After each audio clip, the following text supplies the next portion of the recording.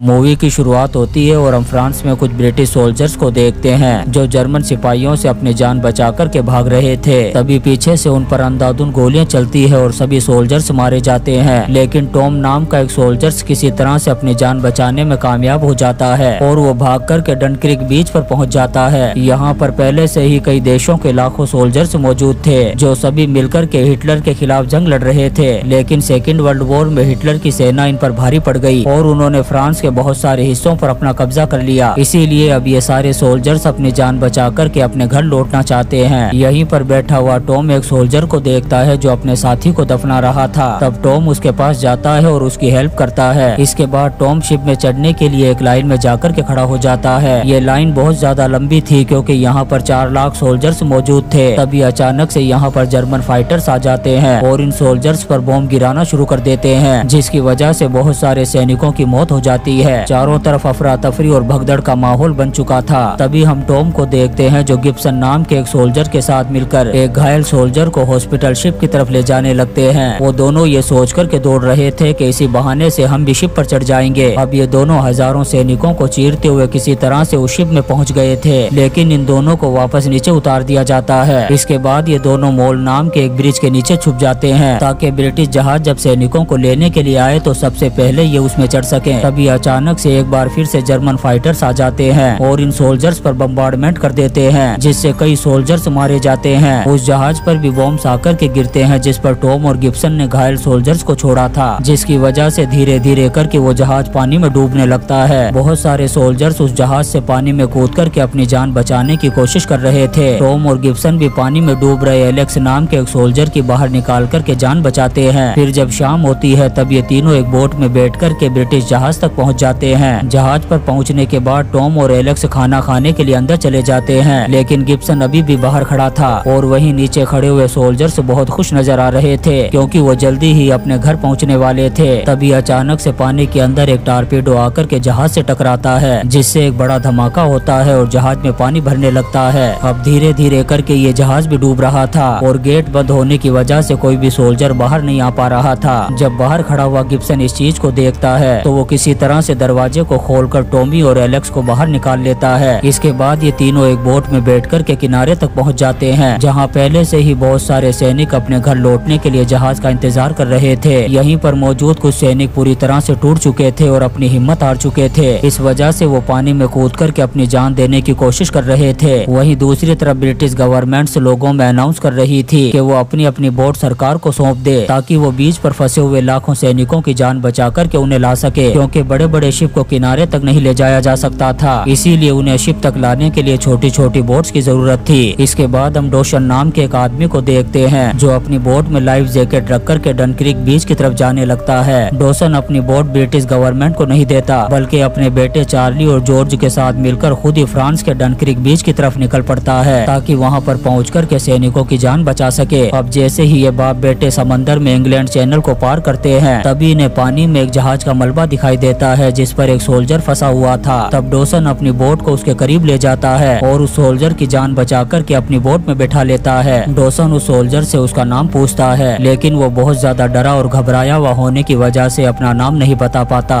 दरअसल ये सोल्जर जिस शिप से इंग्लैंड जा रहा था उसको जर्मन फाइटर ने बॉम्ब गिरा करके डुबो दिया था, जिसकी वजह से शिप में मौजूद सारे सोल्जर्स मारे गए। जब उसे पता चलता है कि डोसन डनक्रिक बीच पर सैनिकों को बचाने के लिए जा रहा है तब वो बुरी तरह से घबरा जाता है। वो डोसन से कहता है कि वहाँ पर मत जाओ नहीं तो सबके सब मारे जाओगे, लेकिन डोसन उसकी एक बात नहीं सुनता। तब ये सोल्जर अचानक से डोसन पर हमला कर देता है। इस हमले में जॉर्ज डेक से नीचे गिर जाता है और उसके सर में गहरी चोट लग जाती है। तब पीटर उसे संभालता है और उसके सर पर पट्टी बांधता है, लेकिन जॉर्ज के सर से बहुत ज्यादा खून बह रहा था। वो पीटर से कहता है कि भाई मुझे कुछ दिखाई नहीं दे रहा। दरअसल सर में चोट लगने की वजह से जॉर्ज की आंखों की रोशनी चली गई थी। वहीं दूसरी तरफ हम टॉम, एलेक्स और गिब्सन को देखते हैं जो अभी तक उसी बीच पर फंसे हुए थे। तभी ये सैनिकों की एक टुकड़ी को देखते हैं जो बोट की तरफ जा रही थी। तब ये तीनों भी उनके साथ हो जाते हैं। फिर ये सभी लोग उस बोट में जाकर के बैठ जाते हैं और समंदर में हाई टाइड आने का इंतजार करने लगते हैं ताकि पानी का लेवल बढ़ते ही ये जहाज को इंग्लैंड की तरफ ले जा सके। तभी जहाज का कैप्टन आकर के इन्हें बताता है कि इस जगह पर जर्मन सोल्जर्स भरे पड़े हैं, जब तक ये जहाज तैरने न लग जाए तब तक हमारी जान को खतरा है। तभी अचानक से जर्मन सोल्जर्स इस बोट पर गोलियां चला देते हैं, जिससे एक गोली एक सोल्जर के आकर करके लग जाती है। दरअसल जर्मन सोल्जर्स को नहीं पता था कि ब्रिटिश सोल्जर्स इस बोट में छुपे हुए हैं। वो लोग तो अपना निशाना लगाने की प्रैक्टिस कर रहे थे। तभी अचानक से धीरे धीरे करके बोट में पानी भरने लगता है। तब कैप्टन वजन कम करने के लिए कुछ सैनिकों को बोट से नीचे उतरने के लिए कहता है। इसी बीच एलेक्स को गिब्सन पर डाउट होने लगता है। उसे लग रहा था कि कहीं ये जर्मन जासूस तो नहीं है। एलेक्स उस पर गन पॉइंट करके सच बताने के लिए कहता है। तब गिब्सन कहता है कि मैं कोई जर्मन जासूस नहीं हूँ। इसी बीच बोट में पूरी तरह से पानी भर चुका था। तब सभी सोल्जर्स अपनी जान बचाने के लिए पानी में कूद जाते हैं, लेकिन गिब्सन का पैर एक जगह पर फंसने की वजह से वो कूद नहीं पाता और बोट के साथ ही समंदर में डूब जाता है। इसके बाद टॉम और एलेक्स तैरते हुए एक बड़े शिप की तरफ जाने लगते हैं। तभी हम 3 ब्रिटिश प्लेन को देखते हैं जो जर्मन फाइटर्स को रोकने की कोशिश कर रहे थे ताकि वो ब्रिटिश सोल्जर्स पर बॉम्ब न गिरा सके। तभी एक ब्रिटिश प्लेन समंदर में गिर जाता है जो उनका कैप्टन चला रहा था। थोड़ी ही देर बाद दूसरे प्लेन का भी फ्यूल गैस खराब हो जाता है जिसे फेलियर नाम का एक सोल्जर उड़ा रहा था, लेकिन फिर भी ये एक जर्मन फाइटर को मारने में कामयाब हो जाते हैं। तभी एक और ब्रिटिश प्लेन क्रैश होकर के समंदर में गिर जाता है। जब डॉसन उस प्लेन को समंदर में गिरता हुआ देखता है तो फौरन अपना बोट उसके पास ले जाने लगता है। पायलट दरवाजे को खोलने की कोशिश करता है लेकिन दरवाजा नहीं खुलता। थोड़ी ही देर में वो प्लेन पानी में डूबने लगता है। तभी डॉसन और पीटर वहाँ पहुँच जाते हैं और उस पायलट को बाहर निकाल करके उसकी जान बचा लेते हैं। इसके बाद ये उसे भी अपनी बोट में बिठाते हैं और डनक्रिक बीच की तरफ चल पड़ते हैं। उधर जर्मन फाइटर समंदर में मौजूद शिप पर लगातार बम बरसा रहे थे ताकि कोई भी ब्रिटिश सोल्जर जिंदा बचकर के ना जा सके। वहीं एक ब्रिटिश फाइटर बचा हुआ था, वो लगातार उन जर्मन फाइटर्स को गिराने की कोशिश कर रहा था। वहीं टॉम और एलेक्स तैरते हुए एक बड़े शिप के पास पहुंच गए थे, लेकिन तभी जर्मन फाइटर उस शिप पर भी बम गिरा देते हैं जिससे वो शिप ब्लास्ट होकर के समंदर में डूब जाता है। लेकिन उसके ब्लास्ट होने की वजह से बहुत सारा ऑयल समंदर में फैल चुका था। तभी फेलियर उस जर्मन फाइटर पर अटैक कर देता है जिससे वो क्रैश होकर के समंदर में उस जगह पर गिरता है जहाँ पर उस शिप का ऑयल फैला हुआ था। अब उस प्लेन के गिरने से उस जगह पर आग लग जाती है। आग लगने की वजह से बहुत सारे सोल्जर्स वहाँ पर फंस चुके थे। तभी डॉसन अपनी बोट लेकर के उस जगह पर पहुँच जाता है और बहुत सारे सोल्जर्स को अपनी बोट में बैठाकर उनकी जान बचा लेता है। इन्हीं सोल्जर में टॉम और एलेक्स भी थे। डॉसन की बोट सोल्जर्स से पूरी तरह से भर चुकी थी, इसलिए वो अपनी बोट को वापस इंग्लैंड की तरफ घुमा देता है। वहीं हम बहुत सारी बोट्स को देखते हैं जो डनक्रिक बीच पर पहुंच चुकी थी। बीच पर मौजूद ब्रिटिश सोल्जर्स इन बोट्स को देख कर के बहुत ज्यादा खुश हो गए थे। इसके बाद ये कई ट्रकों को जोड़कर एक मॉल बनाते हैं और उसके ऊपर से होते हुए उस बोट तक पहुंच जाते हैं। उधर फेलियर जिस प्लेन को उड़ा रहा था उसका फ्यूल खत्म हो जाता है और वो धीरे धीरे करके नीचे की तरफ आने लगता है। तभी हम एक जर्मन फाइटर को देखते हैं जो बॉम्ब गिराने के लिए डॉसन की बोट के ऊपर आ चुका था। तभी फेलियर जर्मन के इस आखिरी फाइटर का भी काम तमाम कर देता है। बीच पर मौजूद ब्रिटिश सोल्जर्स इस चीज को देख कर के बहुत खुश हो जाते हैं क्योंकि अब कोई भी जर्मन फाइटर नहीं बचा था। उधर हम जॉर्ज को देखते हैं जिसके सर में लगने की वजह से अब मौत हो चुकी थी। उधर फेलियर किसी तरह से अपने प्लेन को बीच पर लैंड करा लेता है, लेकिन जिस जगह पर उसने प्लेन को लैंड कराया था उस पूरे एरिया पर जर्मन का कब्जा था। ये देख कर के फेलियर अपने प्लेन को आग लगा देता है और खुद को जर्मन सोल्जर्स के हवाले कर देता है। वहीं डनक्रिक बीच से 3 लाख ब्रिटिश सोल्जर्स को बचा लिया गया था, लेकिन अभी भी बहुत सारे फ्रैंक सोल्जर वहीं पर फंसे हुए थे जिन्हें बचाने के लिए कमांडर बोल्टन यहीं पर रुक गया था। उधर डॉसन और बाकी लोग भी अपनी बोट लेकर के इंग्लैंड पहुंच चुके थे। इसके बाद ये सभी सोल्जर्स ट्रेन में बैठकर के अपने अपने घर की तरफ निकल पड़ते हैं। जब ये सोल्जर अपने शहर के स्टेशन पर पहुंचते हैं तब शहर के लोग इनका बहुत ज्यादा सम्मान करते हैं क्योंकि भले ही ये जर्मन से हार गए थे लेकिन अपने देश के लिए इन्होंने अपनी जान की बाजी लगा दी थी। वहीं हम पीटर को देखते हैं जो एक पत्रकार से मिलने के लिए जाता है और उसे जॉर्ज की कहानी न्यूज़पेपर में छापने के लिए कहता है। दरअसल ये जॉर्ज के बचपन का सपना था। फिर सुबह डॉसन जैसे ही अखबार को देखते हैं तो उसमें जॉर्ज की कहानी छपी हुई थी और साथ ही उसका फोटो भी लगा हुआ था और इसी सीन के साथ ये शानदार मूवी डनक्रिक खत्म हो जाती है। दोस्तों हम आपके लिए ऐसी ही इंटरेस्टिंग मूवीज एक्सप्लेन करते रहेंगे, तो आप चैनल को सब्सक्राइब जरूर करें और लाइक और कमेंट्स भी करें। थैंक